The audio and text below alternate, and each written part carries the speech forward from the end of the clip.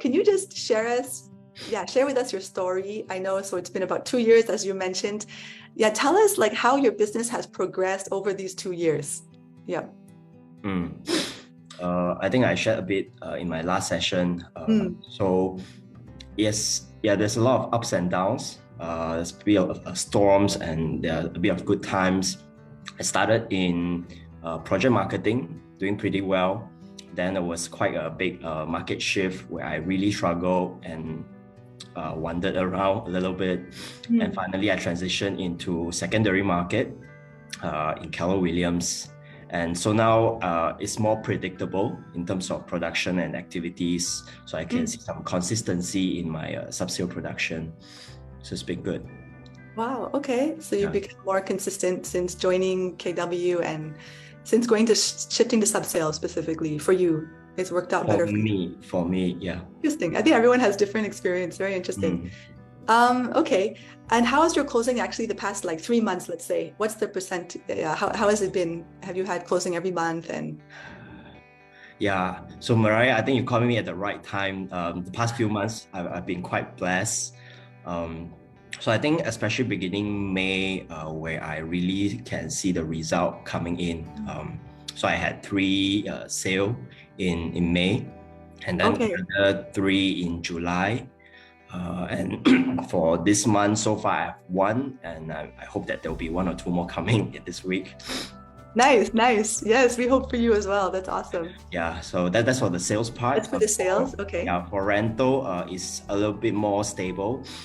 So I have consistently 2 to 3 every month. Okay. Oh, yeah. That's good. So, I mean, you mentioned that earlier you were not so consistent and now you're having this more consistency. What is the strategy that you're using to create like this flow of consistent closing? How are you doing that?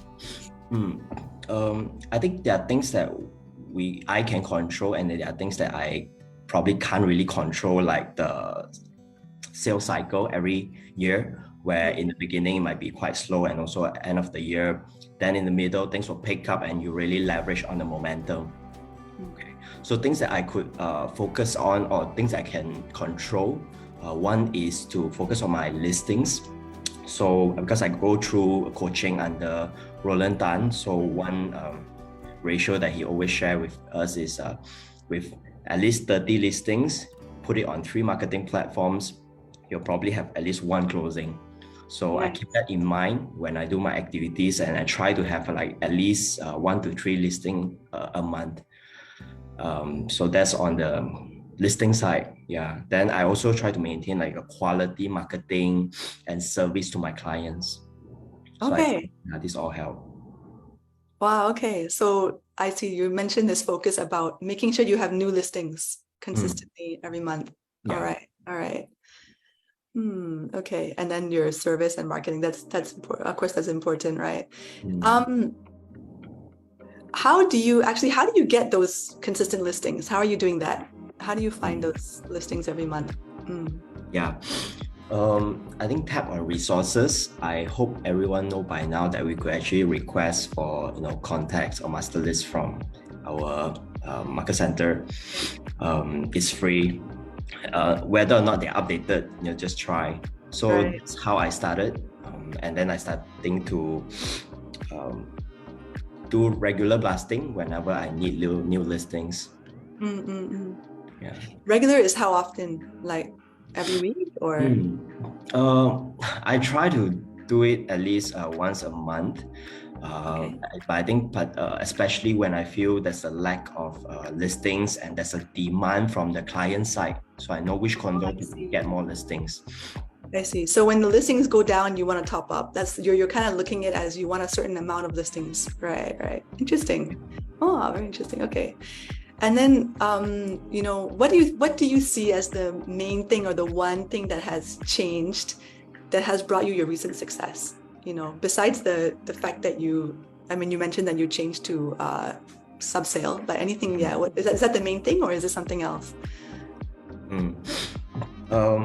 I think it's the consistency. I think which is part of our topic today.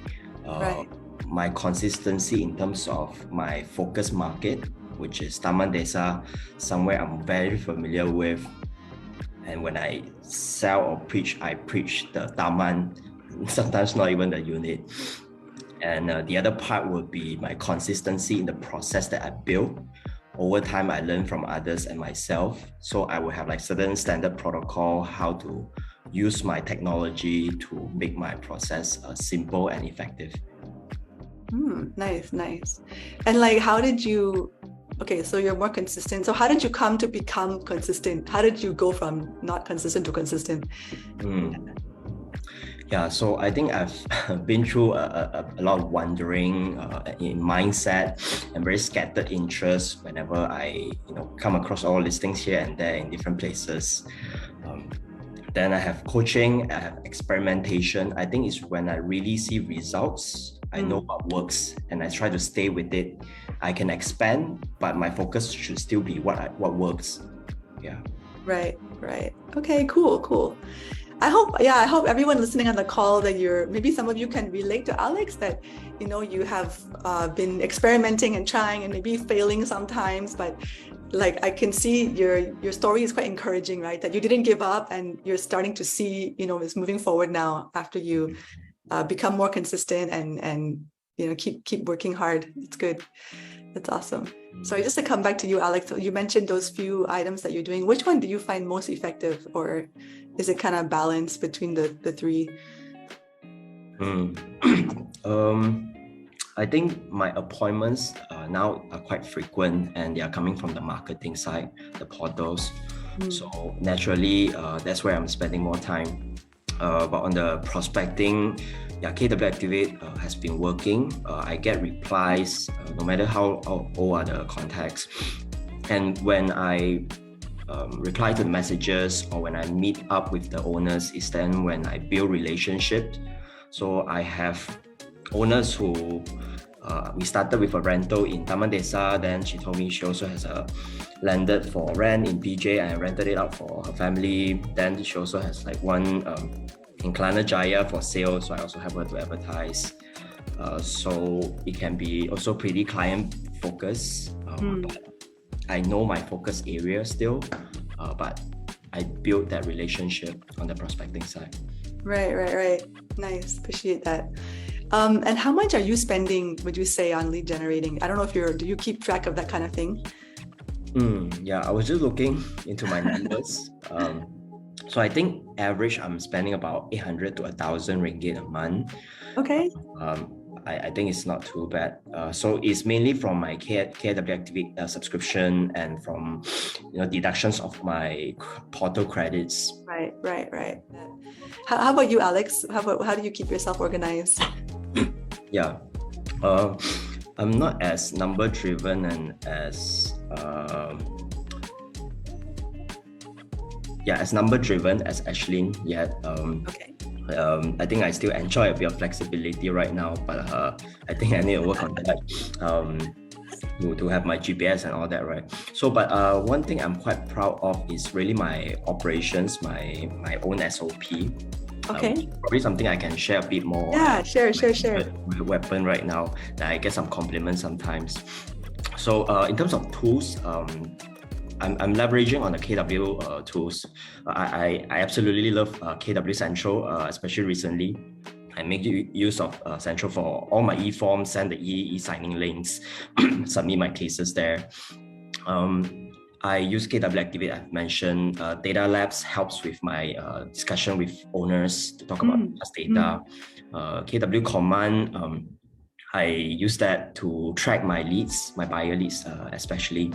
And not to forget, we also have this access to unlimited Google storage, right? Oh, okay. That helps me tremendously because every time I shoot a tour video myself, it's high definition. I definitely have to upload it to my Google Drive. I can't save it in my phone. Yeah. So those are some tools in KW Activate that I use. There are other tools that I use, tech tools. So marketing side, I use Property Guru and iProperty, right? But I also make use of cross listings so that when I post on Property Guru, it will automatically upload on iProperty. Oh, I see. So that saves a bit of my time. Right. I have my Canva with a template of my cover photos. So if you guys go check out my my ads on iProperty, Property Guru, or check out my YouTube channel. You will see like my little face on all the cover photos with like a feature photo. So to save time, I have a standard. Right. I see, your standardized background. Yeah. Okay. Yeah. And my description, I will also have a standard template. And my WhatsApp business replies, I will also have certain standard templates. Okay. Yeah. So I think one particular things that I can share is my tour video. Well, I'm not paying for the 360 yet because I want to control my cost, right? Okay. So I just put in a bit of work to sharpen my photo shooting and video taking skill.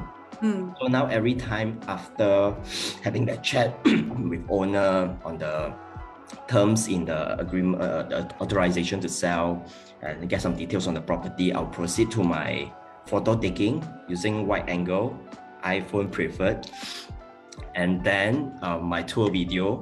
So I use landscape and I take it in one shot. I ask the owner to maybe step aside at the entrance. So yeah, in all my ads, you will see my tour video, which is connected to my YouTube, right? So they can already have a sense of the place before visiting, and they say, oh, it's exactly the same as the tour video. Yeah.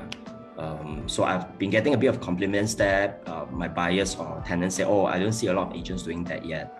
Okay. So these are some standard procedure that work for me. Well, I'm really glad I asked this question. I didn't know you will share so many amazing things. Maybe since I'm already talking to you, Alex, what do you feel like your main challenges in your business now, and how are you overcoming them? I wanted to say is time, but I think it's I just need to increase my efficiency and maybe have GPS to drive my numbers. Right. But right now I'm quite occupied with appointments. Like later today, I'll also have an appointment. So I think I need more. I need to find time to do more prospecting, planning, and analyzing my numbers and data to know what works and what would help me to increase my revenue. Yeah. Okay. I want to just tie in. I know I have another question. I think I'll just ask you now. What is your goals for the rest of 2023? Yeah. Are you planning to continue with the same consistency, or what are your plans? I think I plan to increase my ticket size because I know the price range in Taman Desa, the condos, they're actually pretty affordable. So if I want to increase my revenue, I'll have to increase my ticket size. Then the other one would be to still continue to have my consistent sale volume, because I think the momentum really helps in terms of confidence, especially when I see that I could do this and there's certain pattern. Okay, maybe 1 month I might not have sale or may not have one sale, but I know the following one I'll probably have 2 to 3. So good. Yeah, right. So just something you want to just leave with the audience, some encouraging word or something inspiring, whatever, it's up to you. Yeah. I'll try to be as inspiring as I can. I think one thought I have is that result comes from mindset plus hard work. Mindset, I think, is to focus and also have strategy for what works. But also when it comes to motivation, you need to know that sometimes it's not your fault, it's the market. There's a cycle every year. So to keep that same mindset so that you are prepared when the good time comes. Right. And the hard work, I think I really like this phrase from Jonathan Lee: quality is in the quantity. Nice. It's always a number game, probability for conversion. So you just need to have consistently enough appointments. I mean, you can improve on the conversion rate and all that later, but at least have appointments, have the numbers, then you have a chance to convert. Right. get the numbers, get your listings up there. That's so good. Thank you so much, Alex.